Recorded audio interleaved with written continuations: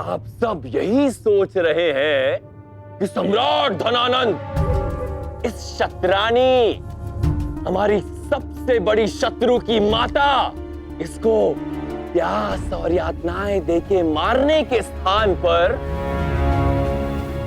मानव कर्तव्य के विषय में बात क्यों कर रहे हैं? वो ऐसा इसलिए क्योंकि मैं स्त्री की पीड़ा को समझ सकता हूं।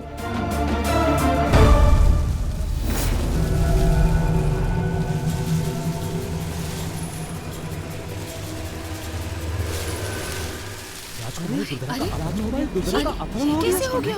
अरे ये तो उसी विरोधी चंद्रगुप्त का संदेश है, सम्राट धनानंद के नाम। चंद्रगुप्त ने सम्राट के सामने राजकुमारी का अपहरण कर लिया। इसी कारणवश मूरा को मृत्युदंड नहीं दिया। कैसे हो गया?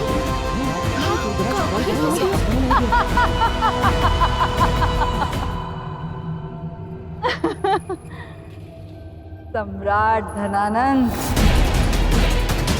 मगध की प्रजा इतनी भी दृष्टिहीन नहीं जितना तुम इन्हें समझते हो। चंद्रगुप्त ने ये सुनिश्चित कर लिया है कि जो संदेश तुम्हारे हाथ में है, वही संदेश प्रजा की एक एक नागरिक के हाथ में हो।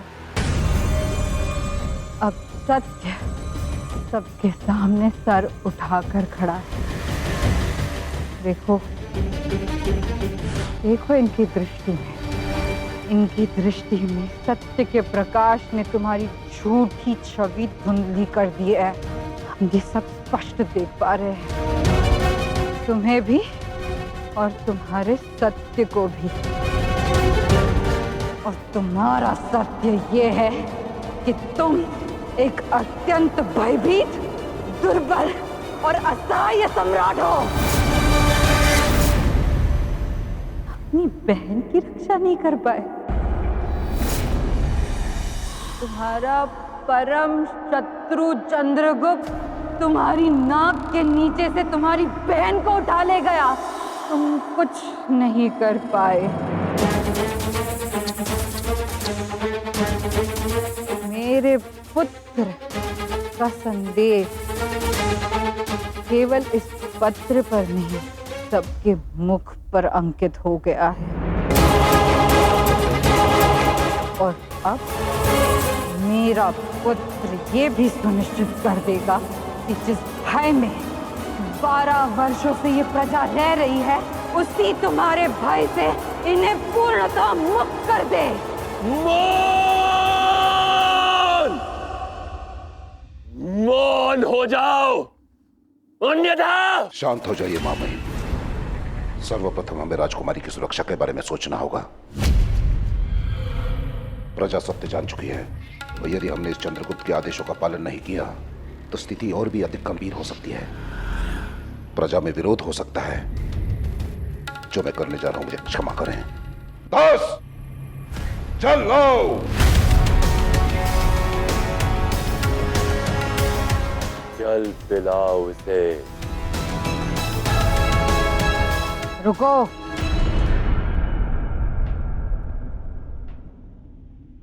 सम्राट,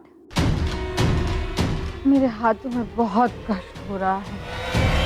खोलो इन्हें।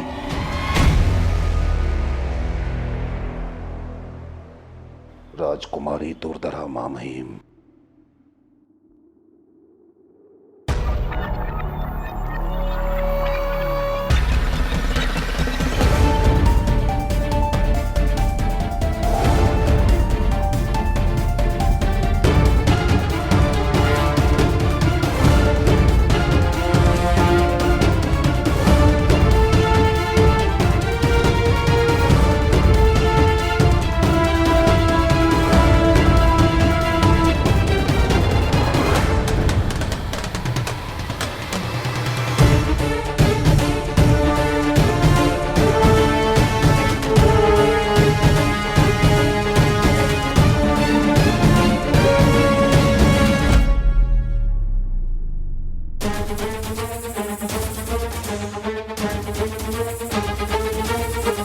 अब अच्छा लग रहा है।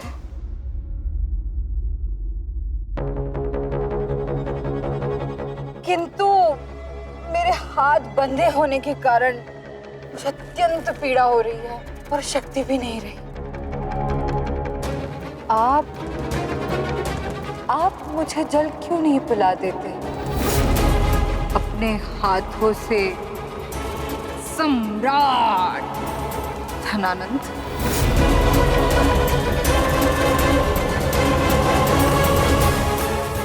मैं जल पीऊंगी और वो जल मुझे तुम पिलाओगे धनानंद, और वो भी अपने हाथों से। तुम्हें बाध्य कर देगा मेरा चंद्र।